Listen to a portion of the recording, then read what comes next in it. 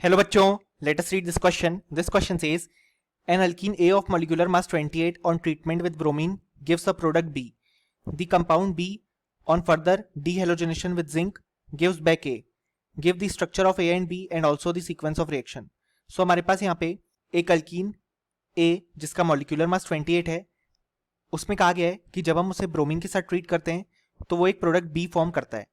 अब जब हम उस कंपाउंड B को फर्दर ट्रीट करते हैं विद जिंक, सो बाय डीहेलोजिनेशन वो यहाँ पे ए वापस फॉर्म कर देता है. सो हमें यहाँ पे structure of A and B बताना है and also the sequence of reaction. So इस क्वेश्चन को सॉल्व करने के लिए जो की कॉन्सेप्ट रिक्वायर्ड है हमारे पास, वो है यहाँ पे concept of reactions of alkene. So अगर हम देखें तो हमारे पास अल्कीन प्रेजेंट है जिसका मॉलिक्यूलर मास यहाँ पे कहा गया है 28. सो इससे हम आइडेंटिफाई कर सकते हैं कि जो अल्कीन है हमारे पास वो है यहाँ पे ethene, that is CH2 double bond CH2, क्योंकि इसी अल्कीन का मॉलिक्यूलर मास यहाँ पे 28 होगा. सो सबसे पहले ये हमारे पास A हो गया.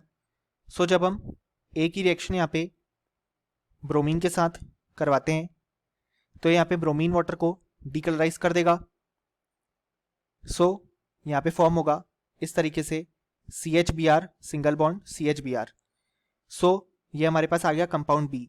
अब जब हम इसकी फर्दर रिएक्शन करवाते हैं जिंक के साथ तो ये वापस से फॉर्म कर देगा हमारे पास यहाँ पे CH2 double bond CH2, that is A और इथीन, और साथ में फॉर्म होगा ZnBr2.